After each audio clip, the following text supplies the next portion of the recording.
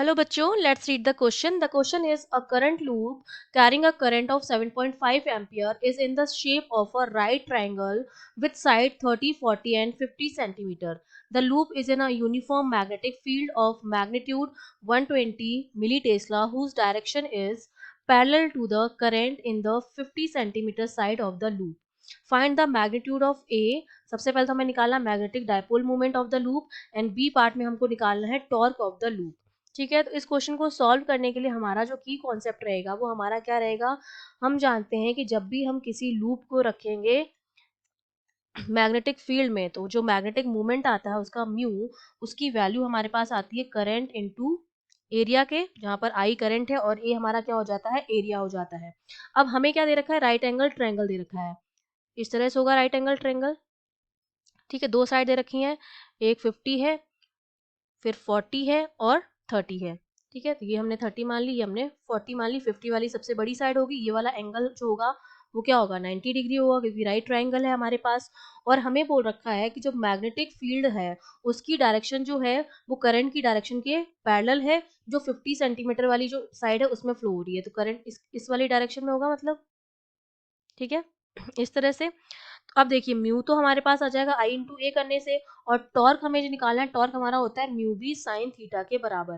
तो थीटा की वैल्यू यहाँ पर कितनी आ जाएगी, 90 डिग्री हो जाएगी. तो यहाँ से हमें टॉर्क जो आ जाएगा वो मैक्सिमम टॉर्क आ जाएगा जो हमारा म्यू वी से निकलेगा. ठीक है, तो इन दोनों फॉर्मूलों को यूज करके हम क्वेश्चन सॉल्व करेंगे.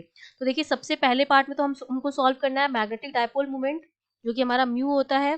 तो म्यू के लिए करंट हमको कितना गिवन है, 7.5 एम्पियर इंटू एरिया. अब राइट एंगल ट्रायंगल का जो एरिया होता है हमारे पास वो कितना होता है, half into base into height. तो हाफ इंटू 30 इंटू 40 हो जाएगा.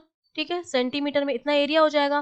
तो म्यू की जो वैल्यू हो जाएगी वो कितनी हो जाएगी, 7.5 एम्पियर. ये तो आपकी करंट है, और एरिया जब इसको हम सॉल्व करेंगे तो ये हमारे पास कितना आ जाएगा, ये आ जाएगा 6 इंटू 10⁻² सेंटीमीटर स्क्वायर. ये एरिया आ गया.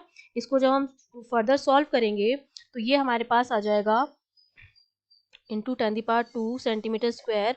इसको जब सॉल्व करेंगे तो ये वैल्यू हमारे पास आ जाती है 0.45 एम्पियर पर सेंटीमीटर स्क्वायर के बराबर आ जाती है. ठीक है, ये मीटर स्क्वायर में, सॉरी, ये हमारे पास आ गई म्यू की वैल्यू हमारे पास आ गई. ठीक है, फाइनली ये यहाँ पर 10⁻- ये 2 सेंटीमीटर स्क्वायर आया था, इसको जब मीटर में कन्वर्ट करेंगे तो ये 6⁻² हो जाएगा क्योंकि 10⁻⁴ को इससे मल्टीप्लाई करना पड़ेगा, तो ये मीटर में कन्वर्ट हो जाएगा. तो हमने ये मीटर में आंसर निकाला है, जो हमने निकाला है 6 इंटू 10⁻² से. ठीक है, जब इस पूरी वैल्यू को 10⁻⁴ से मल्टीप्लाई करेंगे तो 10⁻⁴ और प्लस का 2 तो माइनस का 2 बचेगा, और उसको हमने मल्टीप्लाई कर दिया 7.5 से, तो हमारा आंसर आ गया 0.45 एम्पियर मीटर स्क्वायर. ये तो आ गया हमारे पास म्यू. अब हमको सेकंड पार्ट में क्या कैलकुलेट करना है, सेकंड पार्ट में हमको कैलकुलेट करना है torque.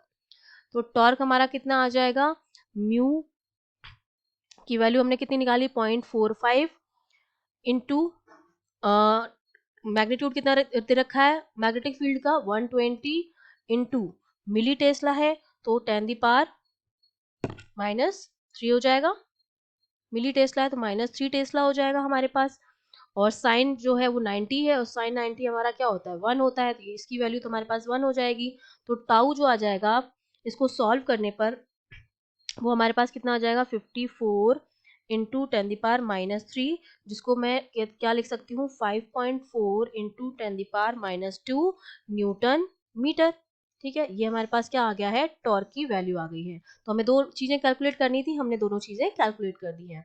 I hope you understood well. All the best.